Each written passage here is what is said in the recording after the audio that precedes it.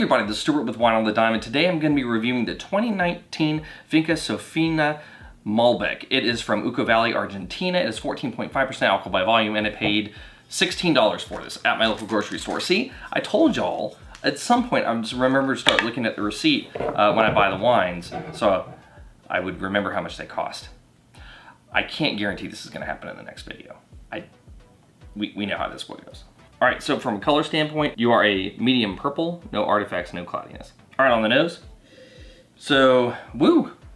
First thing I'm getting is a little bit of black cherry.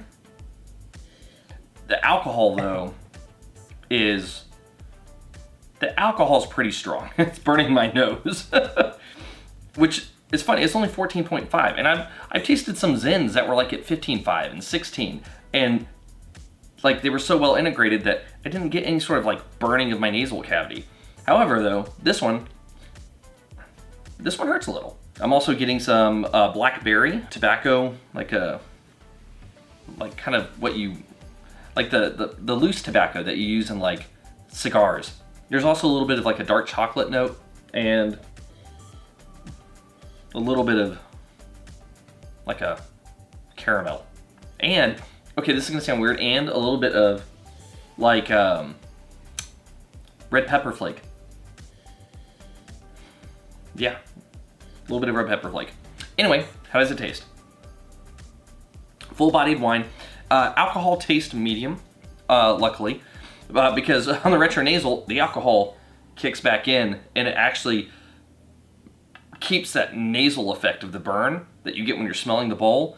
So after you swallow a reasonably sized taste, then it will the retronasal will kick back in and push the alcohol right back out. So you get it coming in and then you get it going out.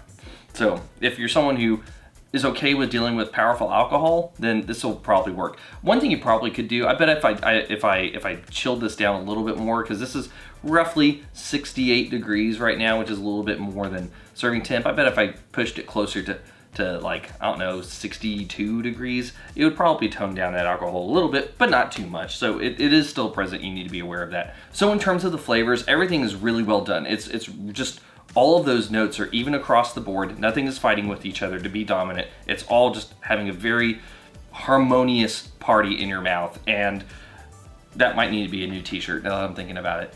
Anyway, so all of that stuff, it plays really well together, and you get everything from the approach all the way through to the finish. Everything kind of comes together at the end. Nothing really sticks on, like one note doesn't hang on longer than the others. I would say if I did have to pick out the one that sticks around the longest, it would probably be that tobacco, but it, like, the fruit's gone and then the tobacco's gone right after it. Like it's just super tight in terms of how this wine represents itself.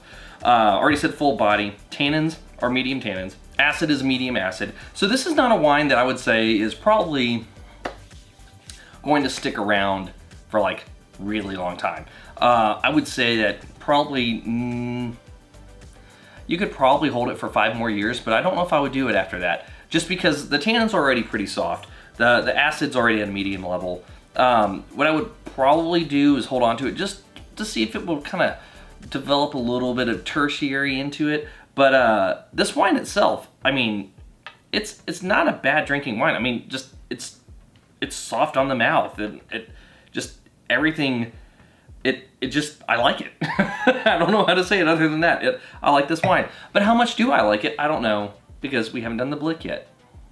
So let's do the Blick. From a balance standpoint, full point. I think you're in balance. The only thing that I could probably ding you for is the high alcohol notes, but I mean, the alcohol itself is integrated on the palate. If it was burning my mouth as well as my nose, then that would probably be a problem. I'd probably deduct half a point. But seeing as you can let the wine breathe, and it will kind of pull some of that alcohol burn effect out of the nose and on the palate out of the wine by letting it do that, then I think that it's fine. It's a full point. Length, I'm giving this a medium plus finish, so 0.75. In terms of intensity, the alcohol, like I said, it's a high, but the rest of the notes on the nose are a medium. In terms of the palate intensity, it's a medium plus. So here I'll give you half a point. And in terms of complexity, I do like the fact I'm getting a little bit of primary, I'm getting some secondary notes. I don't have any tertiary developing on this, but like I said, it could go a little while longer and do that. I just hesitate having it go too long because of that amount of acid in it and the current state of the body. I wouldn't want it to break down so much that it becomes flabby and it doesn't have enough acid to support some of the intense flavors that could be in here. So with that being said, I'm gonna give you half a point. So in the end for this wine, I'm gonna give it very good. I know it wasn't quite there on the point value, but this is a pretty darn good wine. Like, I have some favorite Malbecs, and this might be one of them that makes me consider buying the other ones. I think it's just, do I have like $12 that day or $16 that day to spend on wine?